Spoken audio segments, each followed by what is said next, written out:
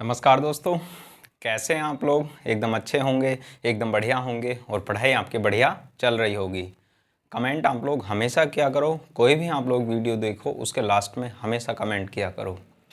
आज हम लोग बात करेंगे किसके बारे में, आपके सामने लिखे हुए पॉइंट हैं जिनके बारे में हम लोग बात करने वाले हैं। स्टैटिक्स या फिर सांख्यिकी से रिलेटेड हमारे ये पॉइंट होते हैं और सीधे सीधे एग्ज़ाम में 1 या 2 क्वेश्चन पूछे जा सकते हैं या 3 भी क्वेश्चन आ सकते हैं। लैंग्वेज में क्वेश्चन बन सकता है मीन, मोड और मीडियन का, यानी कैसे कैसे सवाल हमारे बन सकते हैं उनके बारे में भी हम लोग बात करेंगे। और बिल्कुल ही आसान सवाल आते हैं जिनको हम लोग पढ़ेंगे और एग्ज़ाम में भी बहुत ही आसान सवाल आते हैं। तो क्या क्या हम लोग पढ़ने वाले हैं, आपके सामने लिखे हैं टॉपिक पॉइंट जिनको हम लोग पढ़ेंगे। जैसे माध्य क्या होता है, मीन क्या होता है, कंप्लीट हम लोग बात करेंगे इसके बारे में। उसके बाद मीडियन क्या होती है, मीडियन के बारे में भी हम लोग बात करेंगे, क्या होती है हमारी मीडियन। उसके बाद मोड क्या होता है, बहुलक क्या होता है, उसके बारे में हम लोग पढ़ेंगे। और उसके बाद हम लोग यहाँ पर बात करें वेरिएंस क्या है, विचरण गुणांक या फिर स्टैंडर्ड डेविएशन क्या है, उसके बारे में बात करेंगे। मानक विचलन क्या है, उसके बारे में हम लोग बात करेंगे। और फॉर्मूले क्या हैं इसके, जैसे हमारे पास मीन का या मोड का फॉर्मूला डायरेक्ट रिलेटेड एक टर्म्स आती है जिसमें मोड या मीडियन दिया होता है और वहाँ से हमारे सीधे एग्ज़ाम में सवाल बन सकता है। उस फॉर्मूले की भी हम लोग बात करेंगे। रेंज क्या होती है, परास क्या होती है, इसके बारे में भी हम लोग बात करेंगे। तो ध्यान से कंप्लीट ही वीडियो आप लोग देखना ताकि आपको चीज़ें समझ में आएँ। तो कैसे कैसे सवाल बनते हैं उनके बारे में तो हम लोग बात करेंगे ही। कि इसका स्क्रीनशॉट आप लोग लेना चाहो तो आप लोग इसका स्क्रीनशॉट ले सकते हैं, जिनके बारे में हम लोग पढ़ने वाले हैं। तो अब हम लोग बात करते हैं कैसे कैसे हमारे सवाल एग्ज़ाम में बन सकते हैं। यानी हमारे 3 टाइप के सवाल बनते हैं और कौन कौन से हैं 3 टाइप के जो सवाल जो एग्ज़ाम में पूछे जाते हैं। रेलवे की हम लोग बात करें तो रेलवे में सिर्फ 1 टाइप का या फिर 2 टाइप के ही सवाल पूछे जाते हैं। और किस प्रकार से हम लोग सवालों को बनाते हैं या फिर हमारे पास कैसे एग्ज़ाम में सवाल देता है। जैसे हम लोग बात करें, हमारे पास कोई भी डेटा दिया हुआ होगा और डेटा कितने प्रकार से दे सकता है, यानी क्वेश्चन का डेटा कितने प्रकार से दे सकता है। तो क्वेश्चन का डेटा 3 प्रकार से दिया जाता है और कौन कौन से हमारे प्रकार हैं उनके बारे में हम लोग बात करते हैं। रेलवे वाले तो इसको देख ही सकते हैं, उनके लिए तो सुटेबल है ही। और जो 10th स्टैंडर्ड वाले हैं नॉर्मल से उसको समझने के लिए, वो भी आप लोग इसको पढ़ सकते हैं या उनके लिए भी आप लोग इसको शेयर कर सकते हैं। हमारे पास जैसे हम लोग बात करें, हमारे पास 2, 3, 5, 4, 7, 4, 3, 4 और हमारे पास 2, इस प्रकार से कोई भी हमारे पास डेटा दिया हुआ है तो हम इस डेटा को क्या हम लोग कहते हैं या कैसे हमारे यहाँ से सवाल बन सकते हैं। सबसे पहले हम लोग बात करेंगे किसके बारे में, मीन के बारे में। और उसके बाद हम लोग बात करेंगे मीडियन के बारे में। और हमारे पास फिर हम लोग बात करेंगे मोड के बारे में। तो सबसे पहले हम लोग ये समझते हैं कि हमारे पास सवाल कैसे बनते हैं या फिर हमारे पास कैसे डेटा देगा और एग्ज़ाम में सवाल हमारा कैसे पूछा जाएगा। सिखा दूंगा, कंप्लीट ही आप लोग वीडियो देखना, सिखा के ही आपको जाऊंगा, क्योंकि हम लोग 2-3 वीडियो में इसको कंप्लीट करेंगे, छोटे छोटे वीडियो, ताकि आपको मिक्स ना हो और धीरे धीरे आपको ये चीज़ें समझ में आ जाएं। तो हमारे पास इस प्रकार से कोई भी क्वेश्चन दिया हुआ होगा और इस प्रकार डेटा वो दे सकता है, जैसे 2, 3, 5, 7, 4, 3, 4 और 2, ये क्या हो सकते हैं, ये हमारे पास किसी भी व्यक्ति की या कोई भी हमारे पास व्यक्ति हो सकते हैं, उनकी एज हो सकती है, ये उनके नंबर हो सकते हैं और उनके हमारे पास कोई भी उनके पास मटेरियल हो सकता है कि इतने हमारे पास उस व्यक्ति के पास प्रोडक्ट हैं। तो यहाँ से कोई भी हमारे पास ये प्रोडक्ट दे सकता है, यानी किन्हीं भी व्यक्तियों की एज दे सकता है। जैसे एक व्यक्ति की एज 2 वर्ष है, एक व्यक्ति की एज 3 वर्ष है, एक की 5 है, एक की 4 है, एक की 7 है, फिर 4, 3, 7, 3, 4 और 2 है। यानी हमारे पास अलग अलग डेटा दे सकता है और ये कैसे दे सकता है, ये इंडिविजुअल रूप में दे सकता है। यानी इस डेटा को हम लोग क्या बोलते हैं, इंडिविजुअल। इंडिविजुअल का मतलब होता है हमारे पास ये व्यक्तिगत डेटा हो सकता है। कहने का मतलब क्या है, जैसे हम लोग इसको समझें, ये व्यक्तिगत डेटा इस प्रकार से हो सकता है कि कोई भी व्यक्ति है हमारे पास ए, उसकी एज कितनी दी गई है 2 वर्ष। कोई व्यक्ति बी है जिसकी एज 3 वर्ष दी गई है। कोई व्यक्ति सी है जिसकी एज 5 वर्ष दी गई है। कोई व्यक्ति डी है जिसकी उम्र हमारे पास 4 वर्ष दी गई है। और कोई व्यक्ति ई है जिसकी उम्र हमारे पास 7 ईयर दी गई है। कहने का मतलब है यहाँ से हमारे पास एक व्यक्ति की अलग अलग यानी अलग अलग व्यक्तियों की अलग अलग एज दे सकता है। तो पहले प्रकार का डेटा इंडिविजुअल रूप में दे सकता है, वो व्यक्तिगत रूप में दे सकता है, जिनसे मीन उसका निकालने के लिए कह सकता है, मीडियन उसके निकालने के लिए कह सकता है और मोड उसका निकालने के लिए कह सकता है। निकालेंगे कैसे उसके बारे में भी तो हम लोग बात करेंगे ही, पर एग्ज़ाम में कैसे डेटा हमें देता है तो पूछेगा तो ये है नहीं, पर ये किस प्रकार का डेटा है, ये इंडिविजुअल रूप में दिया गया डेटा है या उसको हम लोग कह सकते हैं व्यक्तिगत डेटा है। दूसरे प्रकार की हम लोग बात करें कैसा हमारा डेटा आ सकता है। हमारे पास ऐसे डेटा दे सकता है कि हमारे पास कोई भी व्यक्ति दिए गए हैं, जैसे 2 2 3 4 और 4 5 5 5 7 7 और 7। कहने का मतलब है हमारे इस प्रकार से डेटा दे सकता है कि हमारे पास कोई 2 जो व्यक्ति होंगे उन व्यक्तियों की एज हमारे पास 2 व्यक्ति ऐसे हैं या 3 व्यक्ति ऐसे हैं जिनकी उम्र हमारे पास 2 वर्ष दी गई है। कहने का मतलब क्या है, हमारे पास जो डेटा देगा वो डेटा इस फॉर्म में होगा, पर हमारे पास उसकी नंबर ऑफ जो संख्या होगी, क्वांटिटी होगी, नंबर ऑफ क्वांटिटी, मात्रा अधिक होगी। अधिक का मतलब कैसे, जैसे हम लोग यहाँ पर बात करें, ऊपर भी दिया गया होगा 1 2 एक्स्ट्रा, उसके बारे में भी हम लोग बात करेंगे। यानी हमारे पास जैसे ये दिया गया है कि 2 2 2 यानी 2 2 वर्ष के कितने व्यक्ति हैं हमारे पास, 3 व्यक्ति हैं। और उसके बाद हमारे पास जिनकी 2 वर्ष उम्र है वो कितने व्यक्ति हैं, वो 3 व्यक्ति हैं। और हमारे पास जिसकी 3 वर्ष उम्र है वो कितने व्यक्ति हैं, 1 व्यक्ति है हमारे पास। और उसके बाद हम लोग यहाँ पर बात करें चाहे जिनकी उम्र 4 वर्ष है वो कितने व्यक्ति हैं, 2 व्यक्ति हैं हमारे पास। और जिनकी उम्र हमारे पास 5 वर्ष है वो कितने व्यक्ति हैं, वो हमारे पास 3 व्यक्ति हैं। और उसके बाद हम लोग यहाँ पर बात करें जिनकी उम्र 7 वर्ष है वो कितने व्यक्ति हैं, वो हमारे पास 3 व्यक्ति हैं। तो हमारे पास ये जो डेटा दिया हुआ होता है इसको हम लोग बोलते हैं खंडित या डिक्रीट। क्या हम लोग इसको बोलते हैं, इसको हम लोग बोलते हैं खंडित या फिर डिक्रीट। इस डेटा को हम लोग क्या बोलते हैं, खंडित या डिक्रीट। कहने का मतलब क्या है, जैसे हमारे पास 3 व्यक्ति हैं, 3 व्यक्ति जिनकी उम्र है 2-2 साल, 1 व्यक्ति है जिनकी उम्र है 3 साल, 2 व्यक्ति हैं जिनकी उम्र है 4 साल और 3 व्यक्ति हैं जिनकी उम्र है 5 साल और 3 व्यक्ति हैं हमारे पास जिनकी उम्र है 7 साल। तो हमारे पास यहाँ से कैसे सवाल बन सकता है, देखो ये तो हमारे पास ऐसे रेगुलर फॉर्म में अलग अलग हो सकते हैं। कहने का मतलब है ये हो सकता है 2 3 4 फिर 2 5 7 फिर 7 फिर 5 फिर 5 फिर 4, उसके बाद हमारे पास 2 फिर 2, यानी अलग अलग फॉर्म में उसको दे सकता है, अलग अलग उसको लिख सकता है। कहने का मतलब है जो इरेगुलर फॉर्म है असममित फॉर्म में लिख सकता है उसको, जैसे मैंने ऊपर लिखा है ऐसे नहीं देगा, वो इस इरेगुलर फॉर्म में दे सकता है उसको। हमारे पास इस डेटा को हम लोग क्या बोलते हैं, खंडित या डिक्रीट। इस डेटा में और इस डेटा में क्या फ़र्क होता है, हमारे पास जैसे मैंने ये लिखा है 4 4 और 4 यहाँ 2 बार दिया गया है, 3 बार आया है 4, तो हमारे पास इस डेटा में और इसमें ये फ़र्क होता है कि जो ये नंबर लिखे हुए हैं ये केवल और केवल एक एक बार ही होते हैं। कहने का मतलब क्या है, एक व्यक्ति यहाँ 1 बार होगा और अगला व्यक्ति 1 बार होगा, अगला व्यक्ति 1 बार होगा।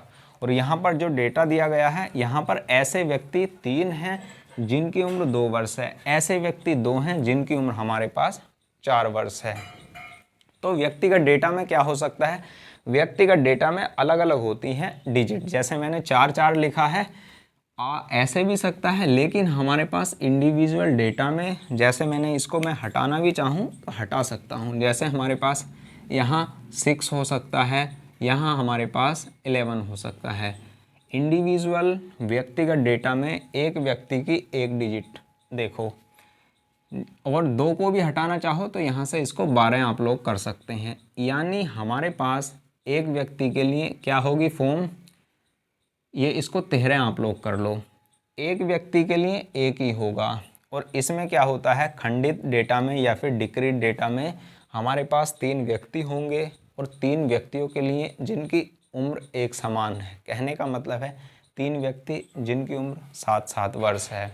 उसके बाद हमारे पास 2 व्यक्ति हैं जिनकी उम्र 4-4 वर्ष है। तो डिक्रीट या खंडित डेटा में क्या होता है, एक जैसे व्यक्ति कई हो सकते हैं, लेकिन इंडिविजुअल में एक व्यक्ति एक ही जैसा हो सकता है। ऊपर वाली फॉर्म जब हम लोग क्वेश्चन करेंगे तो उसमें मैं बार बार भी लिखूंगा, तो उसको भी समझाऊंगा कि ऐसा हमने क्यों लिखा है, और इसको आप लोग समझ गए होंगे।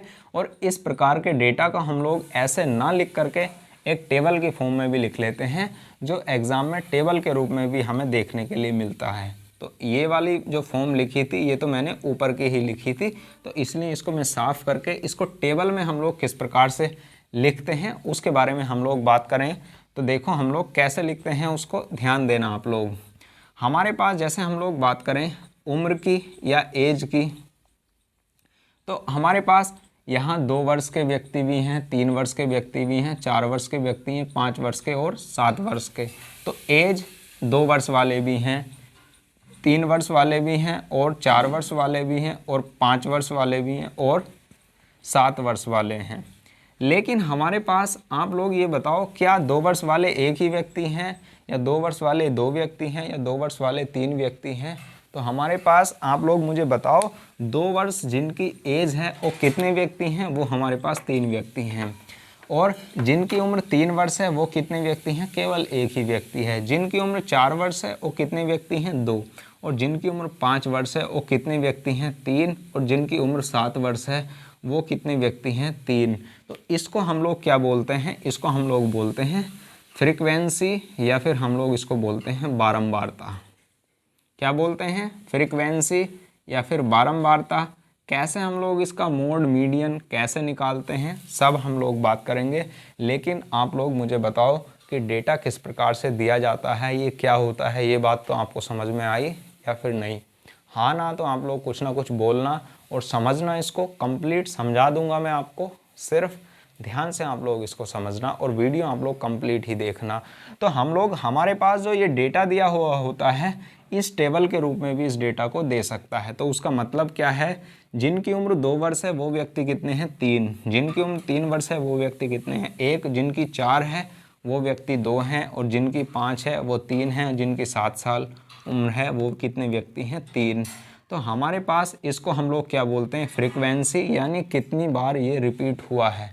रिपीट होने का मतलब है कि 2 वर्ष वाले 3 व्यक्ति हैं, तो इसको हम लोग क्या बोलते हैं? फ्रीक्वेंसी या फिर बारंबारता। और ये हमारे पास डेटा होता है।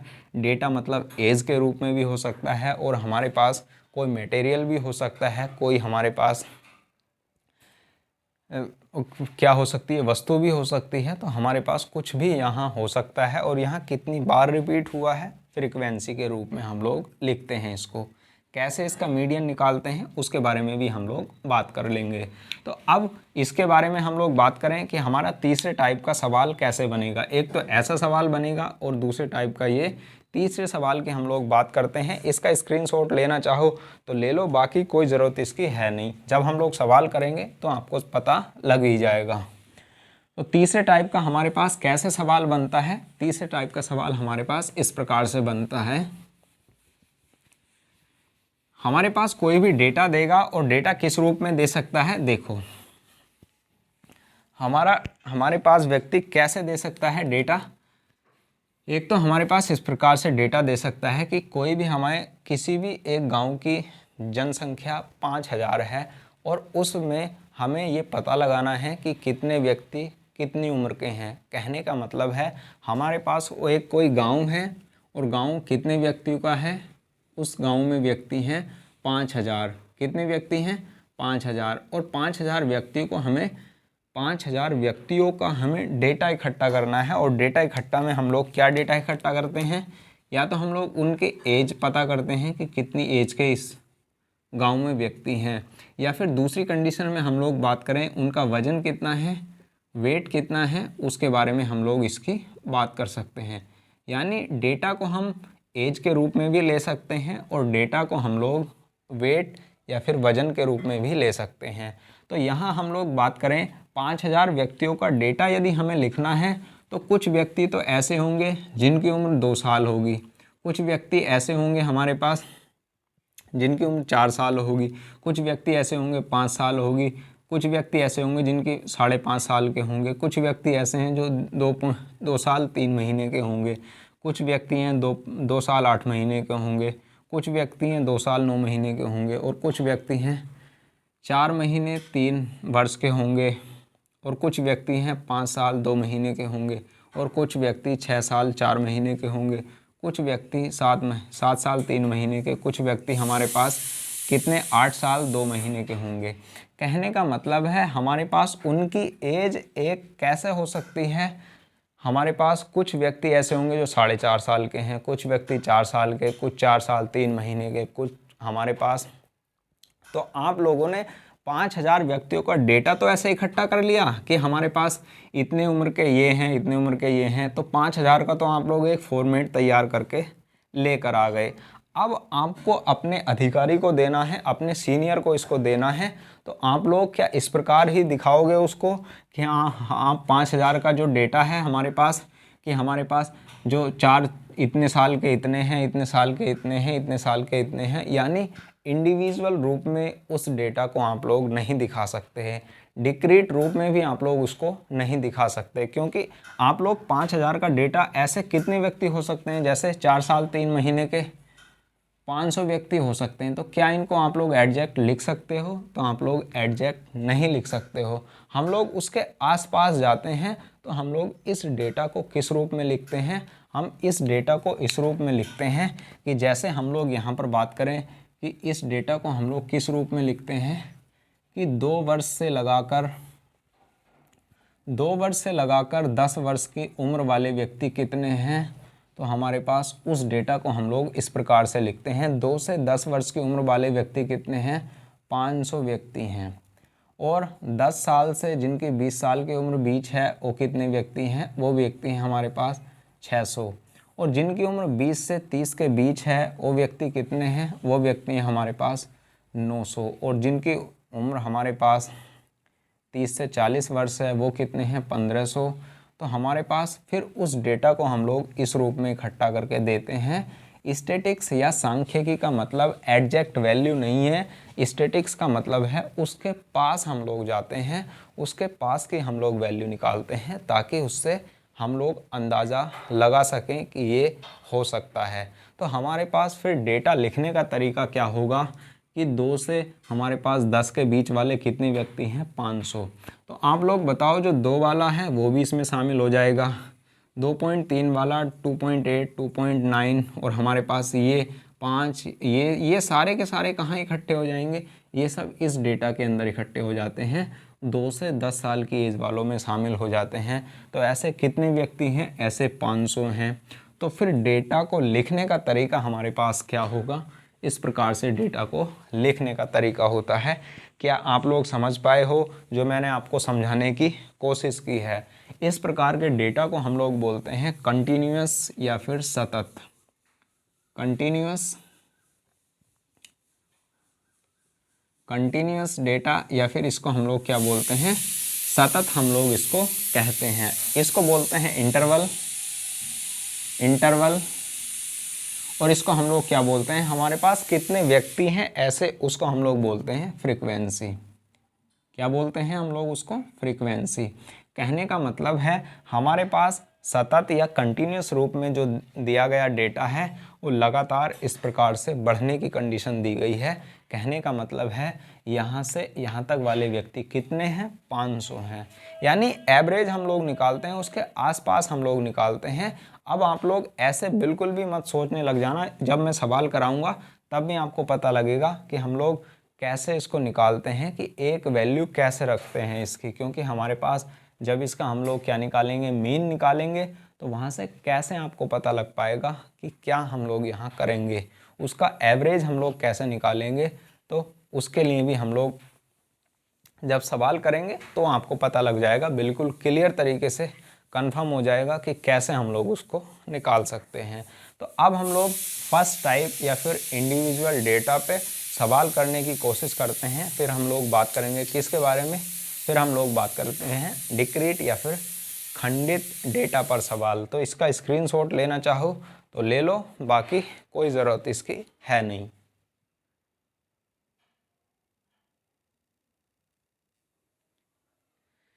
क्वेश्चन लिखा हुआ है हमारे पास इंडिविजुअल डेटा है और इंडिविजुअल डेटा में हमारे पास नंबर ऑफ जो दिए गए हैं एज के लिए दिए जाएं या फिर कोई और हमारे पास ये डेटा दिया हुआ हो उसके लिए। यहाँ पर देखो 8 8 और 8 2-3 बार दिया गया है। तो इसको हम लोग कैसे निकालते हैं और ये क्यों लिखा हुआ है ये आपको पता लगने वाला है। तो अब हम लोग क्या निकालेंगे इसका, सबसे पहले आप लोग इसका निकालेंगे। तो क्या होता है मीन, उसके बारे में हम लोग बात करेंगे। माध्य होता क्या है, जैसे हम लोग इसके बारे में बात करें मीन क्या है या फिर माध्य क्या होता है।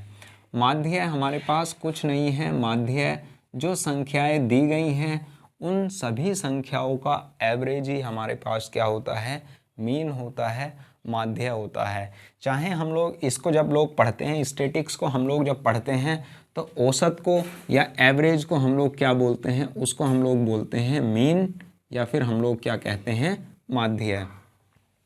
यानी हमारे पास जो डेटा दिया गया है उसका औसत क्या है, वही हमारे पास मीन या फिर माध्य होता है।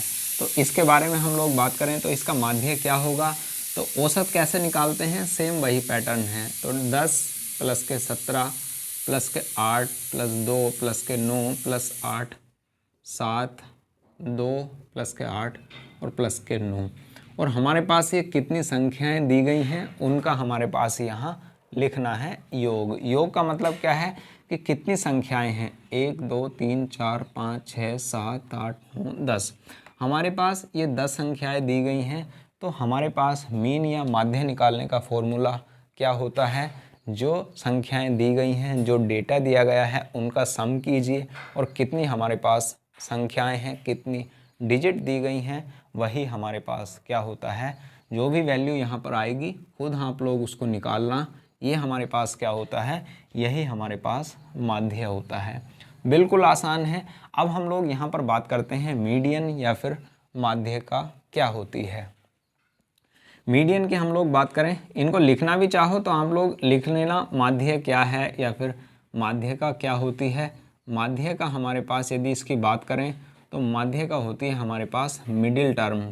क्या होती है माध्य की हम लोग बात करें तो माध्य का होती है मिडिल टर्म। मिडिल टर्म्स कोई भी हमारे पास दिया गया डेटा है उसकी मिडिल टर्म्स कौन सी है उसके बारे में हम लोग बात करते हैं। एवरेज क्या होता है, एवरेज होता है जो दी गई संख्याएं हैं उनका औसत क्या आएगा वो।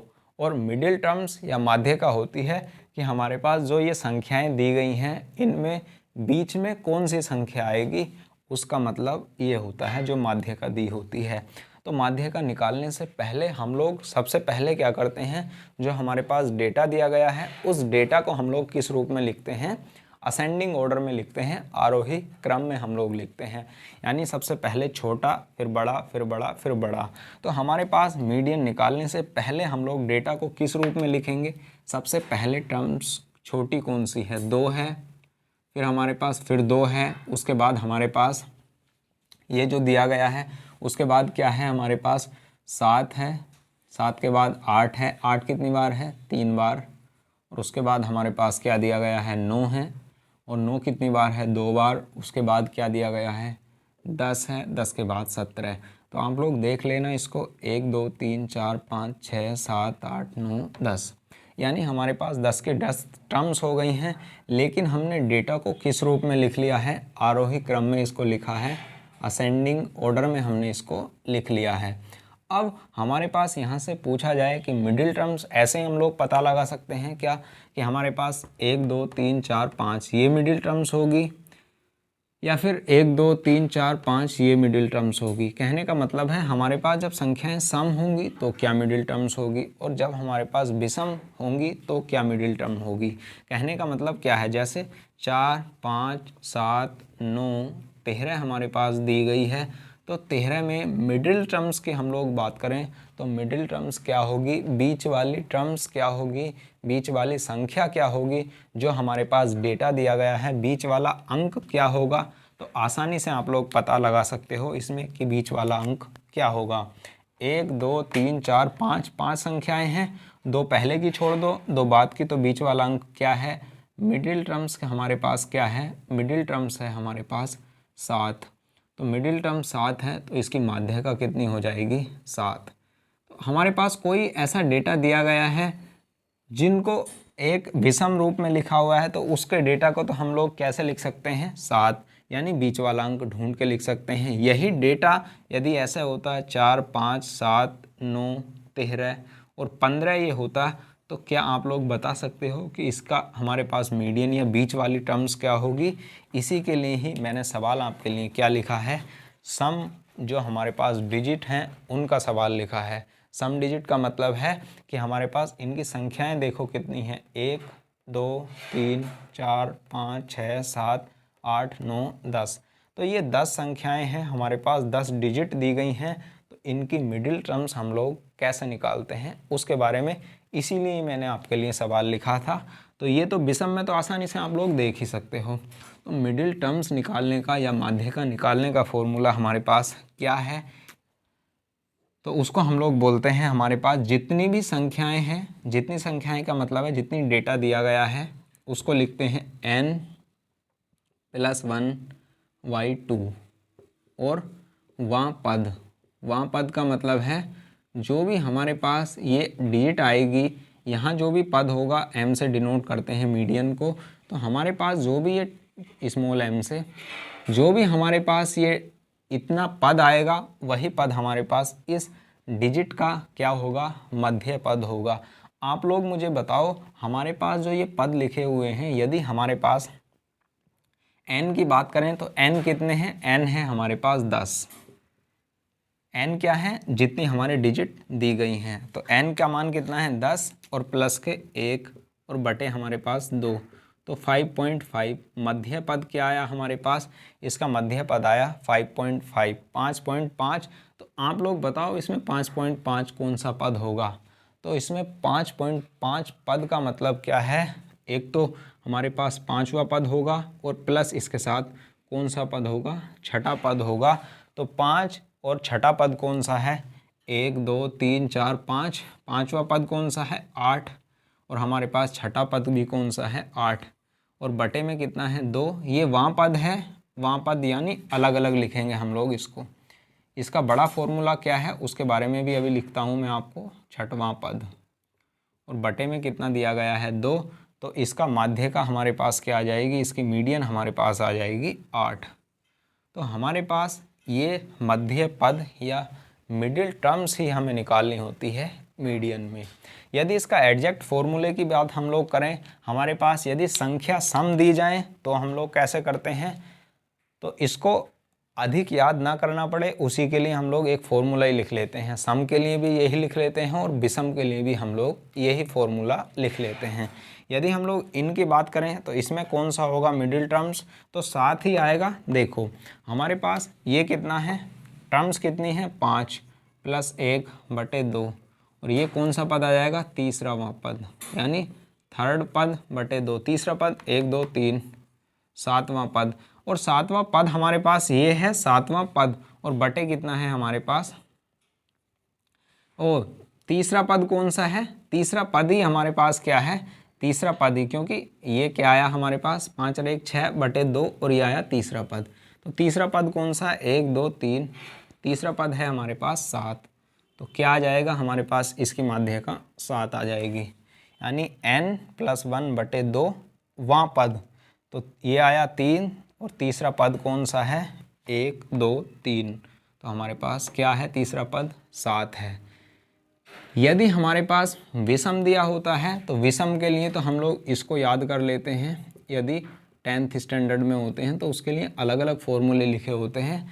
बाकी हम लोग एक 4 ऑप्शन में हमारे पास क्वेश्चन दिया होता है, 4 ऑप्शन उसके दिए होते हैं और उसी में से ही हमें टिक करना होता है। तो हम लोग इसी को याद कर लेते हैं और यदि हमारे पास इसके आसपास की संख्या आ जाती है, 5 पॉइंट में आ जाती है, तो हम लोग पहले तो वही पद लिखते हैं जो पहले दिया गया है। जैसे 4 होता तो 4वां पद यहाँ लिखते, 5 है तो 5वां पद, 6 है तो छठा पद, 7 होता तो 7वां पद। तो पहले 5 है तो 5वां पद हमने यहाँ लिखा, प्लस अगला पद क्या आएगा, छठा पद। तो उन दोनों को हम लोग उन पदों को ढूंढेंगे और जो हमने असेंडिंग ऑर्डर में लिखा है, आरोही क्रम में लिखा है, उस डेटा को हम लोग यहाँ पर 8 प्लस के 8 बटे 2 बराबर हमारे पास क्या आ जाएगा, 8। यदि हमारे पास सम होता है तो सम का रियल फॉर्मूला क्या है उसके बारे में हम लोग बात करें तो इसकी तो आपको ज़रूरत है नहीं, क्या है इसको मैं हटा देता हूँ और यहाँ उसका फॉर्मूला लिखता हूँ। बाकी करना आप लोग इसी से ही, डायरेक्ट इससे ही हो जाएगा। लेकिन हमारे पास फॉर्मूला क्या होता है, वो फॉर्मूला होता है n बटे 2वां पद, उसका मतलब भी वही है जो पॉइंटों में आता है, n बटे 2 प्लस 1वां पद बटे हमारे पास 2। यदि हमारे पास क्या होता है, यदि n बराबर कैसा होता है, सम होता है, तो हम लोग किस फॉर्मूले का प्रयोग करते हैं, मीडियन निकालने के लिए इस फॉर्मूले का प्रयोग करते हैं, मीडियन निकालने के लिए। और यदि हमारे पास n का मान विषम है तो डायरेक्ट हम लोग किस फॉर्मूले का प्रयोग करते हैं, n+1/2। लेकिन चाहे सम हो या विषम, आप लोग केवल इस फॉर्मूले का ही प्रयोग करना, क्योंकि इससे फास्ट और जल्दी सवाल सोल्व होगा। यहाँ से डायरेक्ट आप लोग देखो 10 पद हैं तो 10 का मतलब है 5.5, 5.5 मतलब क्यों, 10 + 1 11 बटे 2 5.5। एक 5वां पद होगा और एक 5 से अगला यानी छठा पद होगा, उन दोनों को ऐड करो बटे 2 कर दो और यहाँ भी बात वही बनेगी। जैसे हमारे पास यहाँ कौन सा पद आएगा, 10 है तो 5वां पद 10 बटे 2, 5वां पद प्लस 10 बटे 2, 5 + 1 छठा पद, 5वां पद छठा पद, उसका मतलब भी यही है। लेकिन हम लोग इसको डायरेक्ट जल्दी करने के लिए किस फॉर्मूले का प्रयोग करेंगे, केवल और केवल इस फॉर्मूले का प्रयोग हम लोग करेंगे। तो हमारे पास कैसे हम लोग इसको निकाल सकते हैं, मीडियन और मीन, ये बात आपको समझ में आई हो तो आप लोग इसका स्क्रीनशॉट लो। फिर हम लोग बात करते हैं मोड की। मोड क्या होता है, मोड भी आप लोग समझ लो, बिल्कुल ही आसान है। मोड का मतलब होता है बहुलक, ऐसी संख्या जो सबसे अधिक बार रिपीट हुई है। तो हमारे पास जो इंडिविजुअल डेटा होता है, इंडिविजुअल डेटा में हम लोग ये नहीं पता लगा सकते कि हमारे पास बहुलक क्या होगा, क्योंकि वहाँ एक से अधिक टर्म्स होती नहीं है, वहाँ पर केवल क्या होती है, एक एक टर्म्स होती है। तो वो सारे के सारे कैसे होते हैं, एक ही रूप में होते हैं। तो इंडिविजुअल डेटा में बहुलक को नहीं दर्शाया जा सकता, क्योंकि वहाँ पर कैसा होता है, बहुलक होता है जो अधिक बार रिपीट हुई है संख्या।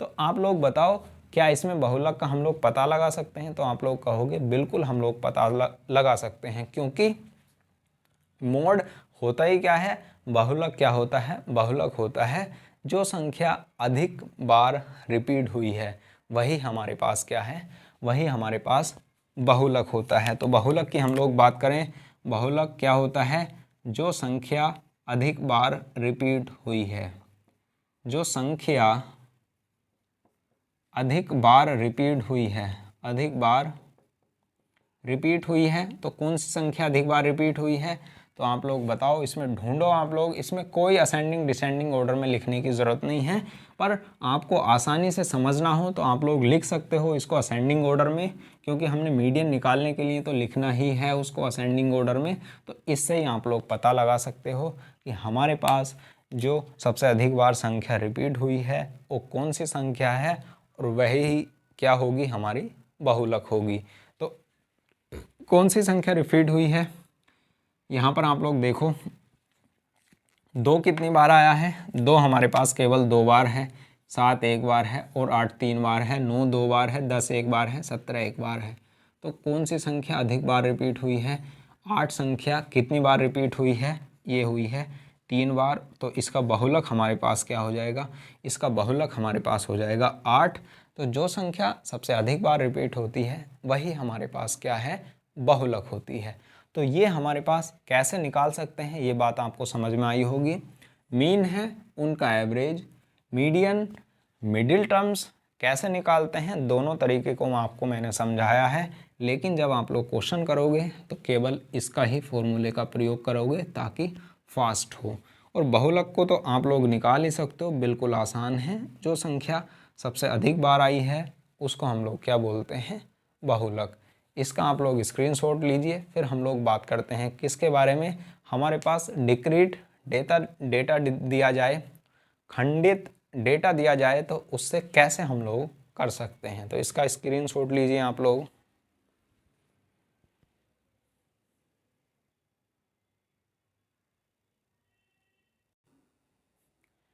तो हमारे पास डेटा इस प्रकार से देगा वो टेबल में, जैसे मैंने आपके लिए बताया था कि हमारे पास हम अलग अलग कैसे लिखते हैं उस डेटा को, और बाद में जो क्वेश्चन आता है वो किस प्रकार से बनता है आपके सामने सवाल लिखा है। और इसमें वही तीनों चीज़ें निकालनी है। क्या निकालना है, मीन और मीडियन और मोड क्या होता है। तो ध्यान से आप लोग इसको समझो। हमारे पास मीन क्या होता है, मीन होता है हमारे पास, मीन होता है जितनी हमारे पास संख्याएं दी गई हैं उनका सम, और बटे हमारे पास जितने नंबर दिए गए हैं, नंबर ऑफ स्टूडेंट या फिर नंबर ऑफ हमारे पास मेंबर दे सकता है वो, तो हम लोग उसको निकालते हैं इस प्रकार, और इसको डिनोट करते हैं एक्स बार से, मीन को या माध्य को। तो आप लोग मुझे बताओ इसका कैसे हम लोग इसको निकाल सकते हैं, इसका सम हम लोग कैसे निकाल सकते हैं। घबराने की कोई भी ज़रूरत नहीं है, एग्ज़ाम में बिल्कुल ही आसान सवाल होते हैं ये, बिल्कुल आसान। कैसे हम लोग निकालते हैं ध्यान दो आप लोग मुझे बताओ। यहाँ पर दिए गए हैं नंबर ऑफ स्टूडेंट, यानी 6 स्टूडेंट हैं और 6 स्टूडेंट के मार्क्स कितने हैं, नंबर कितने हैं, 17। तो आप लोग मुझे बताओ ऐसे हमारे पास कितने स्टूडेंट हैं, 6 स्टूडेंट हैं जिनके मार्क्स कितने हैं, हमारे 17 हैं। यानी ऐसे कितने व्यक्ति हैं जिनके मार्क्स 17 हैं और 6 व्यक्ति हैं। तो 6 व्यक्तियों के कितने टोटल मार्क्स हो सकते हैं, कितने नंबर हो सकते हैं, उसके बारे में हम लोग यहाँ पर बात करें। तो आप लोग बताओ उनके कितने नंबर हो सकते हैं। 17 छक्का 102 हमारे पास टोटल हो सकते हैं। किसके नंबर, जो 17 नंबर वाले 6 व्यक्ति हैं। ऐसे कितने स्टूडेंट हैं, 2 स्टूडेंट हैं जिनके नंबर कितने हैं, 12। तो टोटल कितने हो जाएंगे यहाँ, 24। 18 नंबर वाले में कितने स्टूडेंट हैं, 5, 90 हो जाएंगे यहाँ पर, यानी इनकी मल्टीप्लाई करनी है। और यहाँ पर एक 15 नंबर वाले कितने व्यक्ति हैं, 7, 15 7 105। 19 नंबर वाले कितने व्यक्ति हैं, 3, तो 57। तो आप लोग मुझे बताओ क्या इनका सम आप लोग नहीं निकाल सकते। हमारे पास इसको हम लोग क्या बोलते हैं, फ्रीक्वेंसी, या फिर एफ कम्युनिटी, इसको हम लोग क्या बोलते हैं, फ्रीक्वेंसी, या फिर इसको हम लोग बोलते हैं बारंबारता, या हमारे पास जैसे लिखा हुआ है ये नंबर ऑफ स्टूडेंट। तो इसको हम लोग फ्रीक्वेंसी, नंबर ऑफ स्टूडेंट, बारंबारता लिख सकते हैं। और यहाँ हमारे पास मार्क्स लिखे हुए हैं, कोई और भी चीज़ यहाँ पर दे सकता है। तो आप लोग बताओ 17 नंबर वाले कितने थे, 6, तो उनका टोटल कितना है, 107। तो अब इनके हम टोटल की बात करें, इनका टोटल कितना होगा, इनके टोटल की ही हम लोग बात करें तो हमारे पास 102 प्लस 24 प्लस हमारे पास 90 प्लस 105 और प्लस हमारे पास 57। तो इनका सम ही हमारे पास क्या है, यही हमारे पास सम है। और आप लोग बताओ कितने स्टूडेंट का ये सम होगा। तो ये हमारे पास स्टूडेंट दिए गए हैं जिनका ये सम होगा। तो 8 और 13 और 20 और 3 23। तो हमारे पास कितने व्यक्ति ऐसे हैं, तो हमारे पास 23 व्यक्ति हैं जिनका हमारे पास सम कितना है, जो ऊपर लिखा गया है। तो इसका सम कितना हो जाएगा हमारे पास, 6, 11, 18। कहने का मतलब है 4 2 6 5 11 7 18, 1 11 और 5 16 और 1 17। उसके बाद हमारे पास 1 2 और 3, यानी 378/23। क्या आएगा, खुद ही आप लोग इसको निकालना। तो हमारे पास ये होता है कि जितने स्टूडेंट दिए गए हैं पहले तो उनका सम निकालो, फिर टोटल सम निकालो, और बाद में हम लोग क्या करते हैं, टोटल सम और कितने स्टूडेंट का दिया गया है वही हमारे पास क्या होता है, मीन होता है। बिल्कुल ही आसान है, फास्ट आप लोग करोगे तो तुरंत ही आप लोग इसको कर लोगे, क्योंकि हमें सिर्फ इसमें ऐड करने की दिक्कत है और कोई दिक्कत नहीं, क्योंकि मल्टीप्लाई करो बाद में ऐड कर दो। और इसको हम लोग लिखने का तरीका हमारे पास क्या होता है, इसको डिनोट करते हैं हम लोग एक्स से और इसको डिनोट करते हैं हम लोग एफ से। तो हमारे पास ये फ्रीक्वेंसी एक्स से मल्टीप्लाई करेंगे तो हमारे पास इसको क्या हम लोग लिखेंगे, इसको हम लोग लिखेंगे एफ इंटू एक्स। और हमारे पास मीन का एक फॉर्मूला भी लिखा हुआ आपने बुकों में देखा होगा, किस प्रकार से मीन का फॉर्मूला इस प्रकार से आपने लिखा हुआ देखा होगा, ये सिग्मा और एफ एक्स बटे सिग्मा एफ। कहने का मतलब है ये सिग्मा क्या है, ये सिग्मा साइन होता है जोड़ का। कहने का मतलब है हम लोग इसको ऐड या फिर जोड़ लिखने की बजाय किसी भी जो बार बार हमें यूज़ करनी है, कोई भी पद हमें बार बार यूज़ करना है तो उसके लिए हम लोग एक निश्चित मानक निर्धारित कर लेते हैं, जिसको हम लोग किस रूप में प्रयोग करते हैं, फॉर्मूले के रूप में। तो ये सिग्मा जेड क्या है, ये सिग्मा जेड हमारे पास है टोटल, हमारे पास इसको बोलते हैं जोड़। और किसका जोड़, एफ इंटू एक्स का, एफ इंटू एक्स उनका जोड़। तो इसको हम लोग कैसे लिखते हैं, सिग्मा एफ एक्स बराबर कितना है, ये 378। उसके बाद ये जोड़ किसका है, ये जोड़ है सिग्मा एफ का, क्योंकि हमारे पास केवल एफ ही है तो सिग्मा एफ। तो मीन का फॉर्मूला कैसे लिखा जाता है, क्या आप लोग समझ पाए हो, ये वही फॉर्मूला है। फॉर्मूला कुछ नहीं है, ये सिर्फ हमने यूज़ किया है, किस लिए, ताकि हमें सारी चीज़ें लिखनी ना पड़े। तो हमारे पास क्या है, हमारे पास जो डेटा दिया गया है एफ इंटू एक्स का, उसका सम हम लोग करेंगे और सम करने के बाद हमारे पास कितने स्टूडेंट हैं उनका हम लोग क्या करेंगे, उनका सम और डिवाइड हम लोग कर देंगे। तो हमारे पास क्या निकल कर आ जाएगा, मीडियन हमारे पास, यहाँ से हमारे पास क्या निकल कर आ जाएगा, मीन यहाँ से निकल के आ जाएगा। तो इसका स्क्रीनशॉट लीजिए आप लोग, फिर हम लोग बात करते हैं इसकी मीडियन क्या होगी, कैसे हम लोग उसको निकाल सकते हैं। अब हम लोग इसकी मीडियन के बारे में बात करें, मीडियन क्या होती है। तो मीडियन को आप लोग देखो, मीडियन होती क्या है, मीडियन होती है मिडिल टर्म्स। मीडियन क्या है, मीडियन या फिर माध्यिका क्या होती है, माध्यिका हमारे पास होती है जो मिडिल टर्म्स है उसको हम लोग क्या बोलते हैं, माध्यिका। माध्यिका का फॉर्मूला आपके लिए मैंने क्या लिखा है, स्मॉल m बराबर n प्लस के हमारे पास 1/2। कहने का मतलब है वो कौन सा, वां पद, ये जो भी आएगा उसका वां पद। n क्या है, n है हमारे पास जितने भी स्टूडेंट दिए गए हैं वो हैं हमारे पास n। तो इसको हम लोग कैसे लिखते हैं और कैसे हम लोग, यदि इस प्रकार का सवाल आ जाए तो n हम लोग क्या डायरेक्ट ऐसे लिख लेंगे या उसके लिए कुछ और भी हम लोग करते हैं। तो यहाँ से हम लोग अलग से एकदम एक लाइन में पहचानने के लिए हम लोग संचयी बारंबारता निकालते हैं। और संचयी बारंबारता कुछ नहीं होती, क्या होता है संचयी बारंबारता, इसको आप लोग देखो, उसको हम बोलते हैं CF, कम्युलेटिव फ्रीक्वेंसी, यानी कम्युलेटिव फ्रीक्वेंसी हम लोग उसको बोलते हैं। और इसको हम लोग क्या कहते हैं, संचयी बारंबारता, संचयी बारंबारता। और संचयी बारंबारता क्या है, संचयी बारंबारता इसको हम लोग लिखते हैं CF से। संचयी बारंबारता है हमारे पास, ये 17 वाले हमारे कितने स्टूडेंट हैं, 6 स्टूडेंट हैं। और उसके बाद हम लोग यहाँ पर बात करें, यहाँ 6 में 2 ऐड करेंगे तो 8। तो इसका मतलब क्या हुआ, यहाँ से ऊपर वाले कितने स्टूडेंट हैं, यहाँ से ऊपर वाले हमारे 8 स्टूडेंट हैं। ध्यान से समझो ये मैंने क्या लिखा है, ये जो है यहाँ से ऊपर को कितने स्टूडेंट हैं, यहाँ से ऊपर को 6 और 2 8 स्टूडेंट हैं जो हमने यहाँ पर लिखा है। उसके बाद 8 में 5 ऐड करो 13। यहाँ से ऊपर को कितने स्टूडेंट हैं, काउंट करो, 5 और 2 7 और 6 13। उसके बाद 13 में 7 ऐड करो 20। आप लोग बताओ यहाँ से कितने स्टूडेंट हैं, यहाँ से ऊपर। हम लोग इनको अलग अलग लिखने के बजाय यहाँ क्यों लिख रहे हैं अभी आपको पता लग जाएगा, 20 स्टूडेंट हैं। उसके बाद 20 में हमारे पास 3 ऐड करो, ये कितने हैं 23। तो ये टोटल कितने स्टूडेंट हैं, अभी हमने लिखा था सिग्मा F बराबर 23। तो हमारे पास ये हमने क्यों लिखा अभी आपको पता लगने वाला है। तो n हमारे पास कितने हैं 23, प्लस के 1/2 और कौन सा पद है हमारे पास, 12वां पद। तो आप लोग बताओ 12वां पद कैसे आप लोग यहाँ से फाइंड आउट करोगे।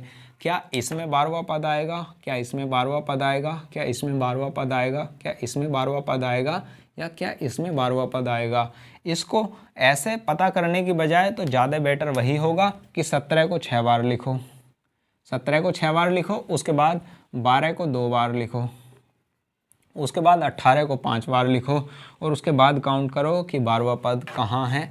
तो इसीलिए क्या हमने ये टेबल बनाई है या ये फॉर्मूला लिखा है कि हम लोग बार बार उसको वही इंडिविजुअल डेटा के रूप में दिखाएं। तो ऐसा करने की बिल्कुल भी ज़रूरत नहीं है। ये छोटी संख्या दी गई हैं, यानी ये 17 6 बार दिया गया है, 12 2 बार दिया गया है, 18 5 बार दिया गया है, तो इनको तो हम लोग लिख भी सकते हैं। यदि यही संख्या ये कर दी जाए कि ये 60 हो, ये 20 हो, ये 50 हो, ये 90 हो, 70 हो, ये 75 हो, ये 35 हो, तो क्या हम लोग लिख कर ऐसा करेंगे कि ये कहाँ तक आएगी। तो हम लोग इसीलिए कम्युलेटिव फ्रीक्वेंसी निकालते हैं। और इसका फ़ायदा क्या है, इसका फ़ायदा ये है कि 12वां पद निकालने की जो स्थिति आएगी, 12वां पद हम लोग यहाँ से देखेंगे, यहाँ से ऊपर को कितने पद हैं, यहाँ से ऊपर को कितने हैं, 8 स्टूडेंट हैं, और यहाँ से ऊपर को कितने हैं, 13 हैं। तो आप लोग मुझे बताओ जो 12वां पद है वो कहाँ पर होगा। क्या 8 इसमें होगा, 8वें में, यानी कि इन 12 17 में से कोई पद होगा। कहने का मतलब है 6 और 2 8 में होगा, तो नहीं। 12वां पद किस में आएगा, 12वां पद आएगा 13वीं संख्या में, क्योंकि 8 वाले तक तो यहाँ तक है 12वीं तक, और 8 से जैसे ही ऊपर हम लोग आएंगे तो वहाँ कहाँ कौन सा पद दिखाई दिया, वो 13वां पद। यानी पिछले वाले से आगे वाले जो पद हैं वही पद हमारा 12वां इसमें शामिल हो जाएगा। यानी यहाँ तक तो 8 थे, और 8 से ऊपर को चाहे 9 हो, चाहे 10 हो, चाहे 11 हो, सब कहाँ पर आएंगे, यहाँ इसमें आएंगे 13 में। 13 तक के पद यहाँ पर आएंगे इसमें, और 13 से ऊपर यदि एक 14 हो जाए तो 13 तक तो यहाँ है, 13 से ऊपर कौन से हैं, सब 20 तक के यहाँ आएंगे। तो 12वां पद आप लोग बताओ कहाँ है। 8 तक तो ऊपर थे, तो 8 से ऊपर को 12वां पद किस में है, 13वें में। तो यहाँ हमारे पास इसकी जो माध्यिका होगी वो क्या होगी, ये कौन सा पद आएगा हमारे पास, 12वां पद 18। तो हमारे पास इसकी माध्यिका क्या हो जाएगी, 18। यदि यही संख्या हमारे पास किस रूप में होती, ये होते हमारे पास, इसको मैं अलग से लिखता हूँ, जैसे 60 होती, ये 20 होती, ये हमारे पास 55 होती, ये हमारे पास 75 होती, ये 35 होती या 30 होती हमारे पास, तो क्या हम लोग इसको अलग अलग लिख कर निकालते क्या। 17 को 60 बार लिखो, और 12 को 20 बार लिखो, 18 को 55 बार लिखो। यदि ऐसा करते तो एग्ज़ाम सुबह होता तो शाम ही इस क्वेश्चन को करने में हो जाती। तो इसीलिए हम लोग क्या करते हैं, इनके लिए कम्युलेटिव फ्रीक्वेंसी या संचयी बारंबारता हम लोग निकालते हैं। 60, 80 और 55 135, और 75 210, उसके बाद 240। हमारे पास यदि ऐसी टर्म्स होती तो 240 प्लस का 1/2 बराबर हमारे पास 241 है, और 241 का हाफ क्या होगा, 241 का हाफ वहाँ पद ही हमारे पास क्या हो जाएगा, वो इसके अंदर होगा।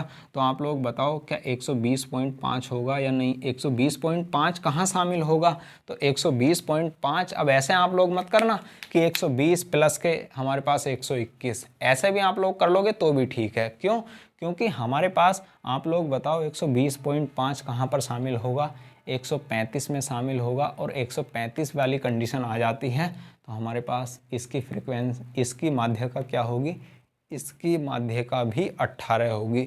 तो इसलिए नंबर ऑफ स्टूडेंट यदि अधिक आ जाएं उसके लिए हम लोग क्या निकालते हैं, कम्युलेटिव फ्रीक्वेंसी हम लोग निकालते हैं। और ये देखो यहाँ हमारे पास सबसे पहले हम लोग डेटा को किस रूप में लिखते हैं, ये भी आप लोग ध्यान रखना। सबसे पहले हम लोग डेटा को किस रूप में लिखते हैं, कम्युलेटिव फ्रीक्वेंसी मीडियन निकालने के लिए सबसे पहले हम लोग डेटा को, ध्यान से आप लोग समझना, ये मैंने वो टेबल बताई है। डायरेक्ट आप लोग क्या कर लेते हैं, या हम लोग क्या कर लेते हैं, डायरेक्ट हम लोग ऐसे नहीं करेंगे इस टेबल को भी जैसे मैंने आपके लिए किया है, क्योंकि गलती यहीं से होती है। डायरेक्ट हम लोग कर लेते हैं जैसे मैंने आपके लिए कर दिया, लेकिन ऐसे नहीं होता। सबसे पहले हम लोग क्या करते हैं, सबसे पहले हमारे पास करने का तरीका मैं अब बता रहा हूँ, उसको होता ऐसा ही है। पर डेटा को हम लोग कैसे लिखते हैं? डेटा को हम लोग लिखते हैं सबसे पहले असेंडिंग ऑर्डर में, यानी आरोही क्रम में लिखते हैं। तो आप लोग बताओ सबसे पहले क्या आएगा? 12, उसके बाद क्या आएगा? 17, उसके बाद क्या आएगा? 15, सॉरी यहाँ आएगा 15, उसके बाद 17, उसके बाद 18, उसके बाद 19। 12 कितनी बार है? 2 बार। 15 कितनी बार है हमारे पास? 7 बार।